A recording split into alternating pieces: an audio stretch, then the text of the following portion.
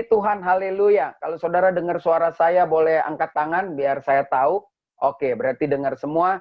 Ya, dengan segenap hati. Puji Tuhan, haleluya. Saudara, haleluya. Saya dikasih tema, jangan lupa bahagia. Nah, saya memilih Amsal 16 ayat 20 ya, dalam persiapan renungan hari ini menjadi pengantar ya. Walaupun saya tidak membahas bagian dari kitab Amsal.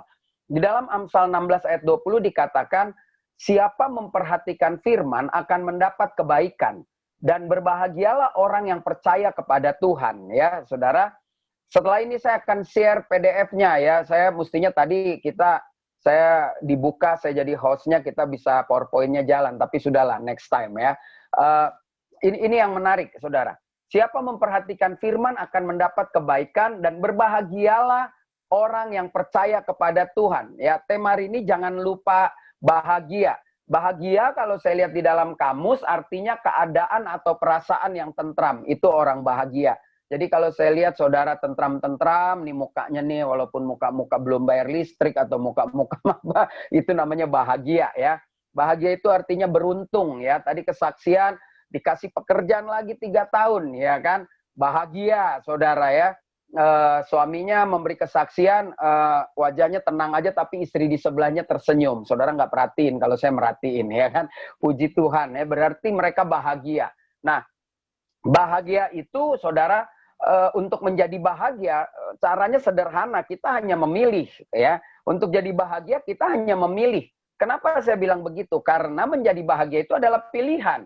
Seseorang bisa jadi bahagia nggak ditentukan pekerjaannya, nggak ditentukan mobil dan rumahnya, nggak ditentukan seberapa ganteng suaminya, seberapa cantik istrinya, ya kan, seberapa hebatnya dia liburan, tetapi bahagia adalah pilihan.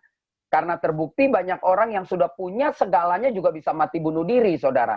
Dan lebih bahaya lagi, udah nggak punya segalanya mati bunuh diri. Itu nggak tahu diri namanya ya.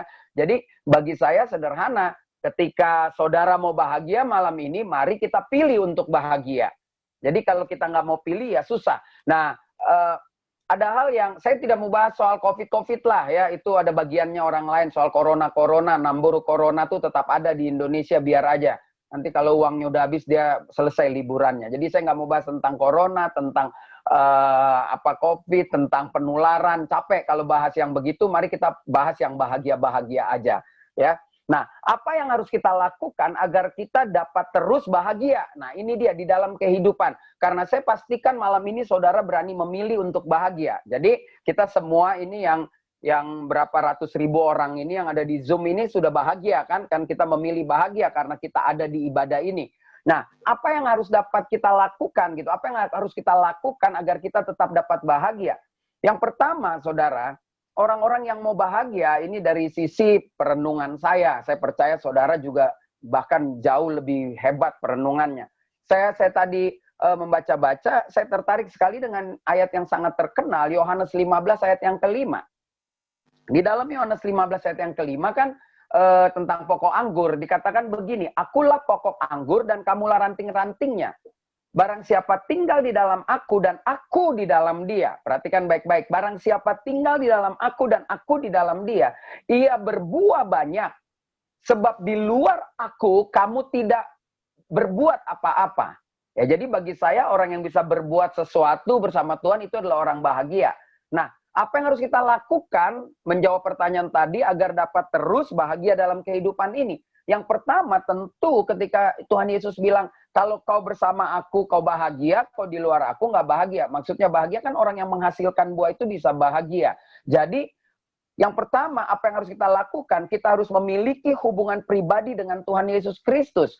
Saudara, ini bukan sesuatu yang gampang, karena sejak kita bertobat dulu juga pelajaran dari remaja, dari sekolah minggu, bahkan kita selalu dibilang, kalian harus punya hubungan pribadi dong, kalian harus punya ya segala macam nasihat ini mah menurut saya mungkin kampungan kali ya gitu buat orang. Gue udah tahu lah, orang harus punya hubungan pribadi dengan Tuhan. Tetapi mari kita kembali lagi.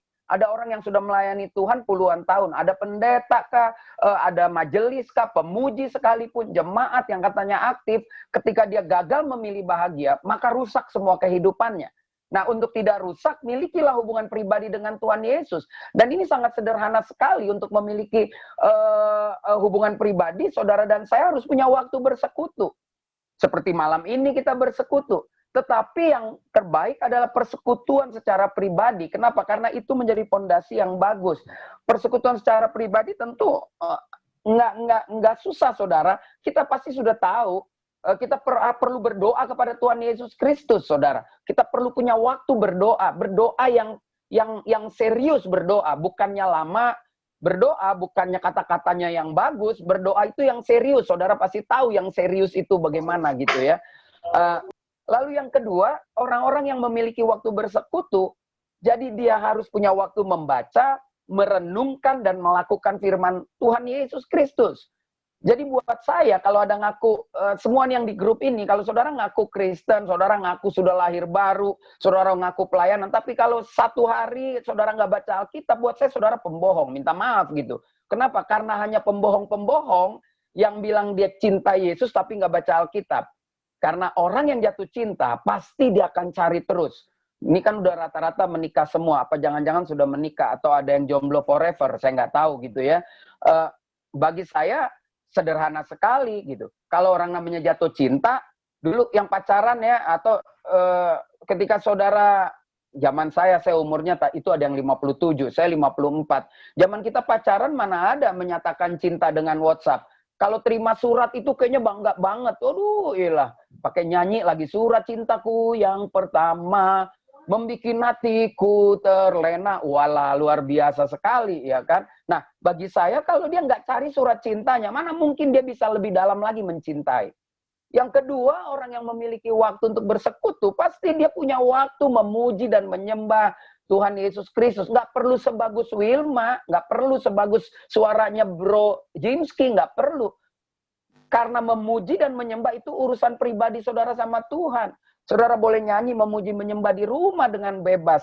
Tapi ya kalau di depan mimbar gereja, jangan. Itu jatahnya Bro Jimski dengan Sis Wilma. Kalau suara kita hancur, kita muji Tuhan, Tuhan memang dengar. Tapi jemaat enak, saudara. Jemaat bisa pulang sebelum firman Tuhan.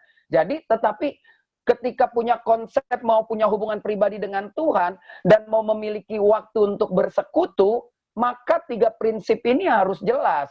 Doa, firman Tuhan, sama meninggikan, memuji, menyembah Tuhan. Gitu loh. Biasanya saya kalau pelayanan kan dikasih minum. Nih anak saya yang antar minum. Saya minum kopi kenangan sambil khotbah kan. Nanti bonnya saya kasih Jimski aja. Ya. Nah, ini yang menarik, saudara. Bagi saya ini suatu hal yang luar biasa yang perlu kita renungi di dalam kehidupan ini. Nah, kenapa saya bilang kita harus memiliki waktu bersekutu? Wow, kalau ada orang Kristen bilang begitu, mengapa kita harus? Wah, dia belum bertobat. Mari kita lihat di dalam Markus 1 ayat 35. Nanti saya setelah amin ini, sebelum ayam berkokok, saya akan kirim PDF-nya, boleh di-share ya. Di dalam Markus 1 ayat 35 dikatakan begini. Pagi-pagi benar, waktu hari masih gelap, ia bangun dan pergi keluar.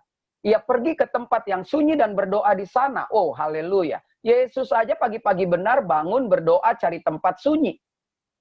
Iya kan? Ini yang menarik bahwa Tuhan Yesus saja berdoa. Saudara sebagai hamba Tuhan, saya punya konsep mungkin berbeda dengan banyak hamba Tuhan. Nggak apa-apa, kalau beda jangan bilang sesat. Ya, kecuali saya bilang Yesus bukan Tuhan, baru sesat.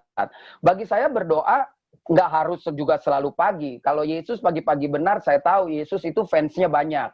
Yesus itu kalau habis breakfast, habis makan pagi, keluar orang sudah banyak nungguin dia. Jadi dia nggak bakal ada waktu untuk berdoa. Makanya Yesus kalau berdoa pagi-pagi banget, sama malam-malam banget gitu loh saudara ya.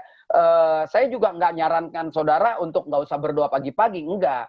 Karena kalau kita kerjanya satpam, bagaimana kita mau doa pagi jam 4, rumah kita kemalingan, kan begitu. Tetapi setiap orang harus menyediakan waktu untuk berdoa.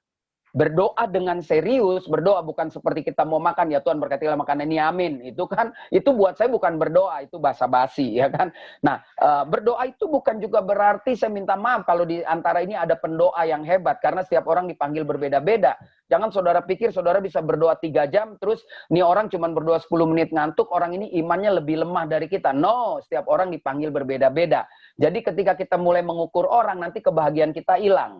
Nah, bagi saya yang penting sebelum aktivitas kita berdoa, Sebelum mata kita tertutup malam hari kita berdoa. Bahkan sebelum kaki kita kena lantai bangun tidur kita berdoa, cukup mengatakan, buat saya mengatakan terima kasih Tuhan, thank you Jesus, buat saya itu sudah doa yang luar biasa. Daripada saudara doa panjang-panjang, malaikat pun dengarnya capek. Itu aja yang diminta Tuhan, supaya suami saya pulang dari perselingkuhannya. Tuhan, supaya istri saya kagak boros. Tuhan, bayar listrik. Tuhan, capek nanti lama-lama saudara ya. Nah, ini yang menarik. Jadi saya memegang apa yang dilakukan Tuhan Yesus di dalam Markus 1 ayat 35. Pagi-pagi benar, Yesus menyediakan waktu berdoa dengan tenang, tidak diganggu oleh siapapun. Cari waktu untuk kita berdoa.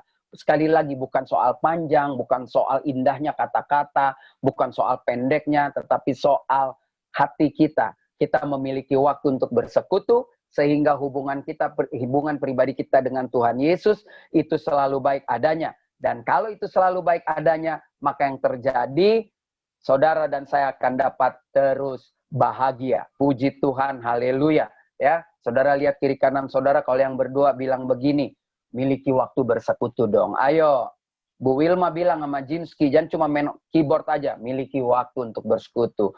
Jimski juga bilang dong sama Wilma, lu juga jangan tiap hari Minggu aja ke Ciputra, nyanyi-nyanyi, pimpin pujian. Punya waktu bersekutu. Kan begitu saudara ya. Ya, Ibu Weni Tompira tuh bilang tuh sama sebelahnya, nggak ada orang ya. Ya. Nah, jadi bagi saya ini sesuatu hal yang penting ya. Ibu Desire bilang tuh sama sebelahnya, ini Pak Renner Sitorus bilang sama Bu Pingkan, Mama 3 tahun lagi Papa bekerja, mari kita bahagia. Kan begitu. Nah, 3 tahun itu waktu yang pendek. Ya, bayangin aja Joko Chandra aja kabur udah 20 tahun lebih, nggak terasa ya. Nah ya, ada Ilona Sophia, kayaknya sendiri atau berdua. Kalau sendiri teriak-teriak aja bilang, Tuhan aku mau punya waktu bersekutu ya. Ada Ibu Rita Erawati bilang, terima kasih Tuhan, saya akan bersekutu. Ferry Sairang, saya mau bersekutu Tuhan. Lydia Francisca, Levitania, Bu Lydia, wah semua kalau saya sebutin satu-satu bisa bubar acara kita.